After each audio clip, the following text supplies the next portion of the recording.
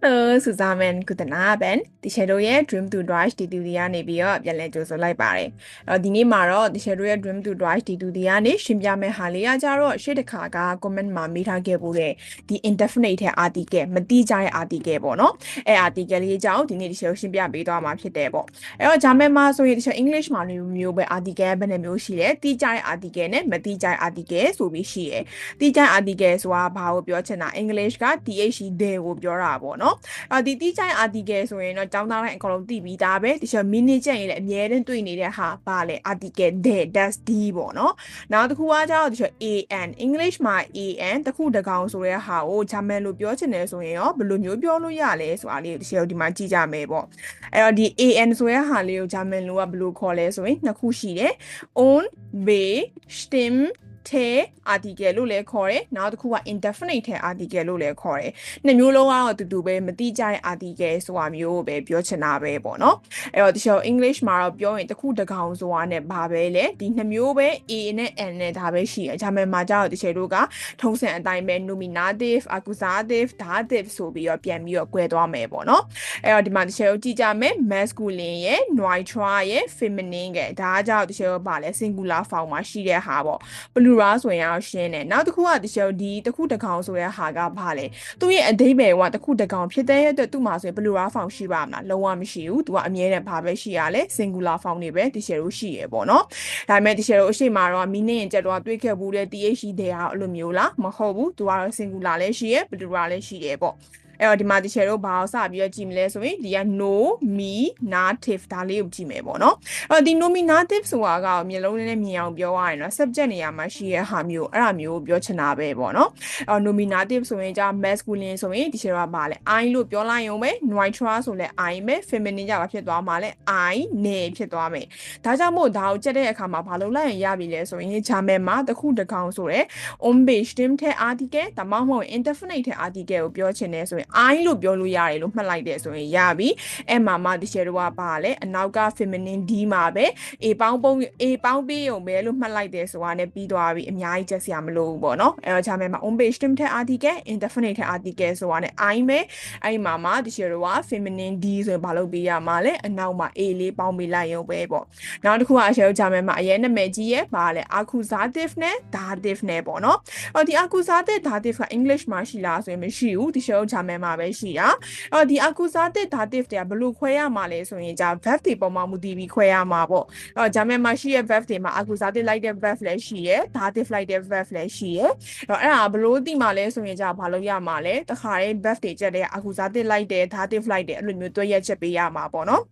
အဲ့တော့ဒီမှာဆိုရင်တချို့တို့ကဒီ unbestimmt တဲ့ article မှာပဲ accusative dative ဆိုတာရှိရမဟုတ်ဘူးတခြား possessive article ပိုင်ဆိုင်ချင်းပြတွေ definite တဲ့ article တိကျတဲ့ article တွေ negative article အငင်းတွေအဲ့ဒါတွေမှာလည်းအကုန် accusative dative တွေရှိတယ်အဲ့တော့တမျိုးစီတိုင်းကို accusative dative လိုက်ချက်မယ်ဆိုရင်တချို့အများကြီးလိုက်ချက်နေရလိမ့်မယ်ဒါကြောင့်မို့လို့အဲ့ဟာကိုတစ်ခုချင်းစီလိုက်ချက်စရာမလိုပဲနဲ့တမျိုးပဲချက်လိုက်တာနဲ့ရတဲ့ဟာတချို့ပြောပြမယ်ပေါ့အဲ့ဒါဘာလဲဆိုရင်ဒီ accusative masculine ဆိုတာနဲ့တချို့ဘာပေါင်းရမှာလဲ an ပေါင်းပေးရမယ်လို့မှတ်ထားရမယ် dative ဆိုတာနဲ့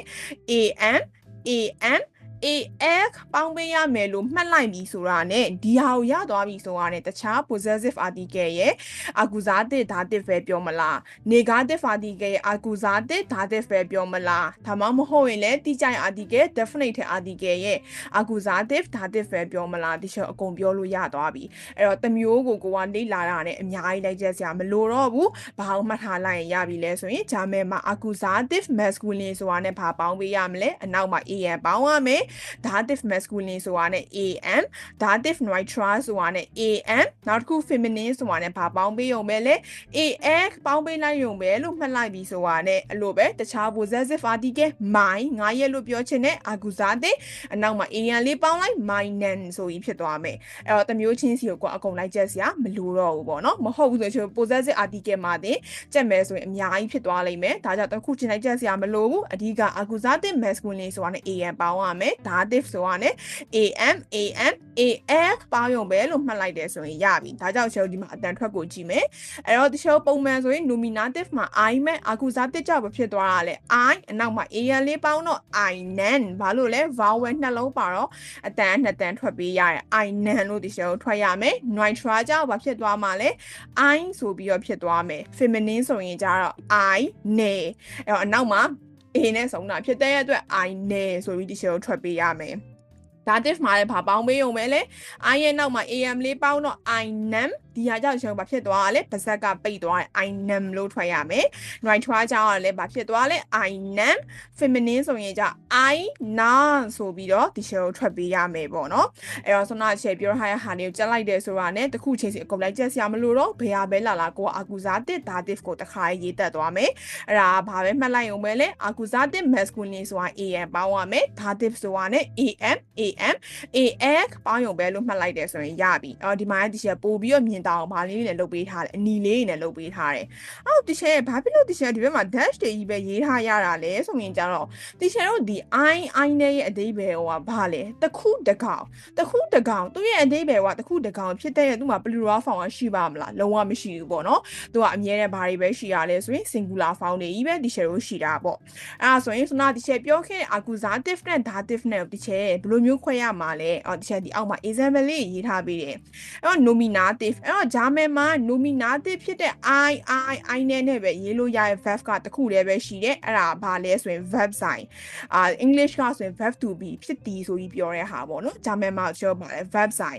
ဒီ verb sign တစ်လုံးတည်းပဲဒီချက်ဘာမှစဉ်းစားစရာမလိုဘူး I နဲ့ရေးလို့ရတာဒီ verb sign ကလွဲပြီးတခြား verb ဆိုတာအချက်စဉ်းစားပေးရတော့မယ်ဒီ verb က accusative လိုက်တာလား dative လိုက်တာလားဒီချက်စဉ်းစားပေးရတော့မယ်ပေါ့အဲ့တော့ဒီမှာဒီချက်ကြည့်မယ် that is affair က panty ကိုပြောချင်တာသူ့ရဲ့ article ကချက်တော့ဘာဖြစ်တာလဲ masculine တယ်မို့လို့ရိုးပဲ I ပဲရေးပေးလိုက်ရုံပဲthat is I affair ဒါ panty တစ်လုံးဖြစ်ပါတယ်ဆိုတာမျိုးကိုပြောတာပဲနောက်တစ်ခုကကျတော့ broadchan ကကျပမုတ်တေးသေးလေးပေါ့နော် rose လို့ဟာမျိုးကိုပြောချင်တာပဲအဲ့တော့ဒီရှယ်ဒီဟာကပမုတ်တစ်လုံးဖြစ်ပါတယ်လို့ပြောချင်တယ် broadchan ရဲ့ article ကကျတော့ that's မို့လို့ဘာပဲလဲရိုး I ပဲရေးလိုက်ရုံပဲ that is I broadchan ဒါကပမုတ်တစ်လုံးဖြစ်ပါတယ်ဆိုတာမျိုးကိုပြောချင်တာပဲနောက်တစ်ခုက start အဲ့တော့ဒီဟာကိုထွက်တဲ့အခါမှာရှယ်ဘာနဲ့ပဲထွက်ရမလဲချအတန်နဲ့ပဲဒီရှယ်ကိုထွက်ပေးရမယ်ဒါကြောင့်ဒါကိုအတန်ထွက်ရင် start လို့ဒီရှယ်ကိုထွက်ရမယ် start ကမျိုးဆိုရဲ city ကိုပြောချင်တာသူ့ရဲ့ article က feminine ဒီမို့လို့ဒီရှယ်အနောက်မှာ a လေးပေါင်းပြီးတော့ I နဲ့ that is I နဲ့ start ဒါကမျိုးတစ်မျိုးဖြစ်ပါတယ်ဆိုတာမျိုးကိုပြောတာပဲအဲ့တော့ရှယ်ဂျာမန်မှာ verb sign တစ်ခုတည်းကိုပဲဒီဘာမှစဉ်းစားစရာမလိုပဲနဲ့nominative ဖြစ်တဲ့ I နဲ့ရေးလို့ရတာ verb ဆိုင်ကလွဲပြီးတခြား verb ဆိုတာအချက်ကိုစဉ်းစားပေးရတော့မယ်အဲ့တော့အောက်မှာ accusative ကိုဒီရှယ်ကိုကြည့်ကြမယ် accusative ကကြောင့်ဒီရှယ်ကိုဒီမှာဆိုရင်ဗာရေးပေးထားလဲ accent ဆိုတဲ့ verb ကစားသည်ဆိုရင် eat ကိုပြောချင်တာဒီဟာကဗာလိုက်တာလဲအမြဲတမ်း accusative လိုက်တယ်ဒါကြောင့်ငါကိတ်မုတ်တစ်လုံးစားရဲလို့ပြောချင်တယ် each accent cooking article ကကြောင့်ဒီရှယ်ကိုဗာလဲ masculine တဲ့သူကကြောင့်ကိတ်မုတ်ကိုပြောချင်တာပေါ့နော်အဲ့တော့ငါကိတ်မုတ်တစ်လုံးစားရဲ each accent I ခုခံမဲ့ရေးမယ်ဒီစာကြောင်းကမှန်လားမမှန်ဘူးဘာဖြစ်လို့မမှန်တာလဲ accent ကအမြဲ accusative လိုက်တာဖြစ်တဲ့အတွက်ဒီရှယ်တို့က accusative ဆိုဘာလုပ်ပေးရမှာအနောက်မှာ an လေးပေါင်းပေးရမယ်ဒါကြောင့်မို့လို့ each accent I နဲ့ခုခံဆိုပြီးတော့ပြောမှသာဒီစာကြောင်းကမှန်မှာပေါ့မဟုတ်ဘူးဆိုရင်ဒီရှယ်တို့ကမမှန်ဘူးနောက်တစ်ခုဒီမှာဆက်ကြည့်မယ် haben ကရှိတီဆိုရဟာကိုပြောချင်တာဒီကလည်းဘာပဲလိုက်တာလဲ accusative ပဲလိုက်တာပဲအဲ့တော့သူ့မှာစာအုပ်တအုပ်ရှိရဲ့လို့ဒီရှယ်တို့ကပြောချင်တယ်စာအုပ်ကအတန်ထွက်ရင်ဘယ်လိုထွက်ရလဲ book လို့ဒီရှယ်ကိုထွက်ပေးရတယ် book ကကြောင့်ဘာကိုပြောချင်တာလဲစာအုပ်ဆိုတဲ့ဟာကိုပြောချင်တာသူ article ကကြောင့် neutral that's အဲ့တော့ haben ကဘာလိုက်လဲအမြဲ accusative လိုက်တယ်ဒါပေမဲ့တချို့ accusative မှာကြောင့်ဒီ I neutral ကနေပြောင်းလဲမှုရှိလားမရှိဘူး I က I ပဲဖြစ်တဲ့အတွက်ဘာလို့ပေးလိုက်ရုံပဲလဲဆိုရင်ရိုးပဲ a heart I book ဆိုပြီးတော့ပဲဒီရှယ်ကိုရေးပေးလိုက်ရုံပဲပေါ့သူမှာစာအုပ်တအုပ်ရှိတယ်နောက်တစ်ခုကကြောင့် bezuken ဆိုရယ် verb ကကြောင့်လက်ပတ်တယ်ဆိုရယ် visit ကိုပြောချင်တာပေါ့နော်ဒီဟာလဲဘာပဲလိုက်တာလဲ accusative ပဲလိုက်တယ်အဲ့တော့နင်ကအဖွားတယောက်စီကိုလက်ပတ်ပါတယ်လို့ဒီရှယ်တို့ကပြောချင်တယ်ဒါဆိုဘာဖြစ်သွားမှာလဲ do besuchs großmutter article ကကြောင့်ဒီရှယ်ပါလဲ feminine d အဖွားဆိုမှတော့ main ကလေးဖြစ်တဲ့သူ article ဘာဖြစ်သွားမှာလဲ feminine d ပဲဒီရှယ်ဖြစ်သွားမှာပေါ့အဲ့တော့ großmutter grandmother ဘာကိုပြောချင်တာလဲဆိုရင်ကြတော့အဖွားဆိုရဟာမျိုးပြောချင်တာပဲပေါ့အဲ့တော့ तू ကအ အဖွားတယောက်စီကိုလဲပတ်ပါတယ်ပြောချင်တယ်ချက် gross motor article ကကြပါလဲ D မို့ဘာလို့ပေးရမလဲ I ရဲ့အနောက်မှာ A လေးပေါင်းပေးရမယ်အဲ့တော့ဘေစုခန်းကပါလိုက်တာလေအမြဲအာကူစားတစ်လိုက်တယ်ဒါပေမဲ့ဒီရှုံအာကူစားတစ်မှာကြတော့ I နဲ့ကနေပြောင်းလဲမှုရှိလားမရှိဘူး I နဲ့ကဒီမှာဘာပဲလဲ I နဲ့ပဲဖြစ်တဲ့အတွက်ရိုးပဲ I နဲ့ပဲရေးလိုက်ရုံပဲdo bezooks I နဲ့ gross motor နင်ကအဖွားတယောက်စီကိုတွားလဲတယ်ဆိုရဟာမျိုးပဲပြောချင်တာပဲပေါ့အဲ့တော့ဒီရှုံအာကူစားတစ်ဆိုရင်လွယ်တယ်အဓိကဘာလဲဆိုရင် article တဲ့ဖြစ်တဲ့နောက်မှာပဲအနောက်မှာ A ရပေါင်းမေးရုံပဲကျန်တဲ့ဟာကြပြောင်းလဲမှုမရှိဘူးရိုးအတိုင်းပဲဆက်ရေးလိုက်ရုံပဲဒါပေမဲ့ဒီရှယ်တော့ကဒီမှာဘာရမှာလဲဆိုရင်အနောက်ကနောင်းနေ article က de လား des လား d လားဆိုတာတိမှသာ a ပေါင်းရမှာလား an ပေါင်းရမှာလားဆိုတာဒီရှယ်ခွဲလို့ရမှာမဟုတ်ဘူးဆိုရင်ခွဲလို့ရပါမလားမရဘူးပေါ့နော်ဒါကြောင့်မို့ဂျာမယ်မှာ article ကအရေးကြီးရဲ့ article ကလုံးဝအခြေခံပဲ article ရမှာ article မရဘူးဆိုရင်ဒီရှယ်ဒီ grammar ပုံသင်နည်းအကုန်ရနေရင်တော့မှ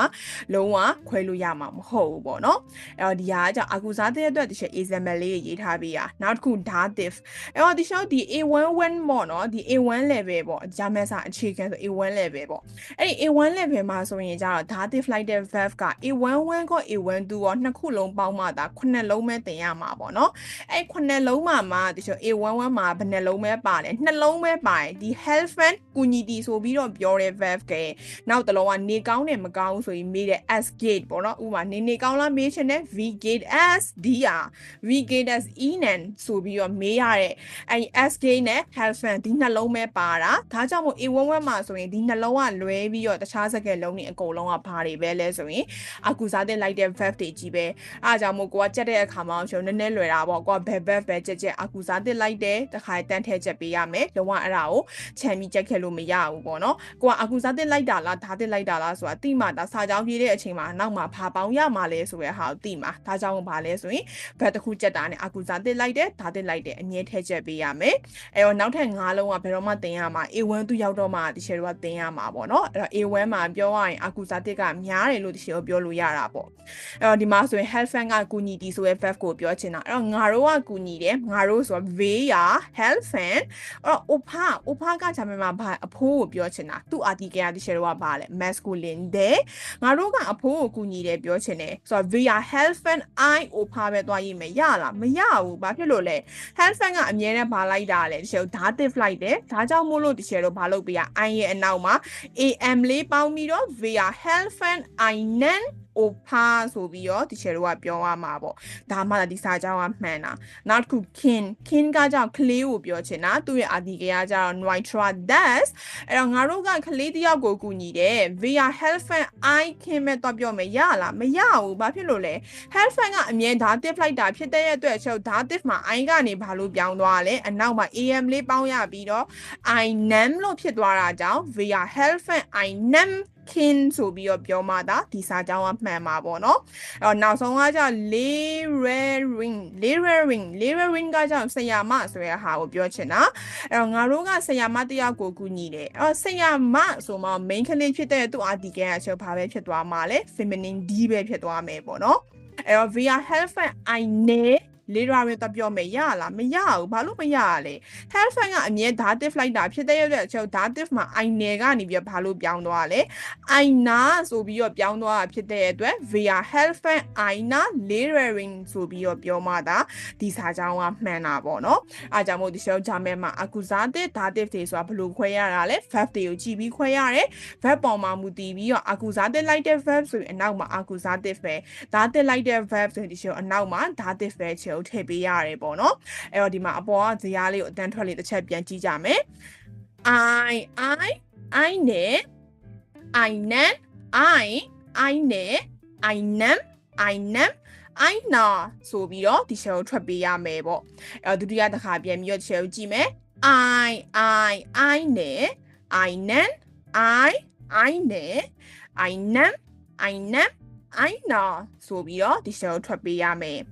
ဒီဟာအကြောင်းမတိကျတဲ့ article ဖြစ်တဲ့ English က an လို့ပြောတဲ့ဟာဒီ shell ဒီမှာမြင်တဲ့ကိုလုံးလုံးကဒါဘာပဲလဲ English မှာရှိတဲ့ a နဲ့ n နှစ်ခုတည်းကိုပဲပြောချင်တာပဲဂျာမဲမှာအခုစားတဲ့ဓာတ်တွေဖွယ်သွားတယ်ဘာပေါ်ကြည့်ပြီးခွဲပေးရလဲ verb တွေပေါ်မှာမူတည်ပြီးခွဲပေးရတယ်ဒါကြောင့်ဘာလို့ရမှာလဲ verb တွေကိုကကြက်တယ်ကအခုစားတဲ့လိုက်တယ်ဓာတ်တွေလိုက်တယ်ဆိုအမြဲတမ်းအဲ့လိုမျိုးဒီ shell ကိုတစ်ခါတွဲထည့်ပြီးတော့ကြက်ပေးရမယ်ပေါ့နော်A11 မှာဆိုရင်ကတော့ဒီ shell verb ပဲကြက်ရုံပဲ A1 သူရောက်တဲ့အချိန်မှာဆိုရင်ဒီ shell preposition လေးတွေပါလာပြီအဲ့လိုပဲဂျာမဲမှာဆိုရင် preposition တွေမှာလည်းအခုစားတဲ့လိုက်တဲ့ preposition ဓာတ်တွေလိုက်တဲ့ preposition အခုစားတဲ့ကောဓာတ်ကိုလိုက်လို့ရတဲ့ preposition ဆိုပြီးတော့ဒီ shell ရှိရပေါ့နော်ဒါကြောင့်မို့ဒီ shell ဒီအခုစားတဲ့ဓာတ်တွေကလုံးဝမရဘူးရမအောင်ရမှာဘာကြောင့်လဲဆိုရင်ဒီ shell ဘယ်ဟာနဲ့ပဲရေးမယ်ဖြစ်ဖြစ်ဒီဟာတွေအမြဲတမ်းလိုတာပဲဒီစရာရအောင်နဲ့လည်းမရသေးဘူးသူ့နောက်မှာရေးမယ် noun ရဲ့ article ဒဲလား das လားဒီလားဆိုတာကိုလည်းသိအောင်မှသာအနောက်မှာ an ပေါင်းရမှာလား am ပေါင်းရမှာလားဒီ shell ခွဲလို့ရမှာမဟုတ်ဘူးဆိုရင်ဒီစရာကိုလုံးဝကိုကလွတ်အပိုင်ရနေရင်တော့မှအနောက်က noun ရဲ့ article မသိဘူးဆိုရင်ခွဲလို့ရမှာမဟုတ်ဘူးပေါ့နော်ဂျာမဲမှာပါလဲ article အဓိကအကျဆုံးပဲဒီ shell အရင်ပညာသာနာတင်ထားခဲ့ပေးဘူးတဲ့ဒီ shell YouTube channel ကဒီ basic အမှားနဲ့ဒီ shell ပြောဘူးတယ်ပေါ့နော်ဂျာမဲမှာ article ရမှသာ grammar ရမှာ article မရဘူးဆိုရင် grammar လုံးဝရမှာမဟုတ်ဘူးပေါ့ရအဲ့တော့ဒီဟာကြောင့်ကျွန်တော်ပါလဲ on page တင်တဲ့ article indefinite article မတိကျတဲ့ article ပေါ့နော်Ja, also das ist alles Dankeschön. ဒါဆိုရင်ဒီချက်ဒီနေ့ရဲ့comment မှာမေးထားတဲ့ indefinite article လေးကိုဒီချက်ပြန်ပြီးတော့ရှင်းပြပေးထားတယ်ပေါ့နော်။အဲ့ဆိုဒီချက်ကိုနောက်နေ့ရဲ့ video ရပြန်တွေ့ကြမယ်။ Ja, also see you in the next video. Tschüss.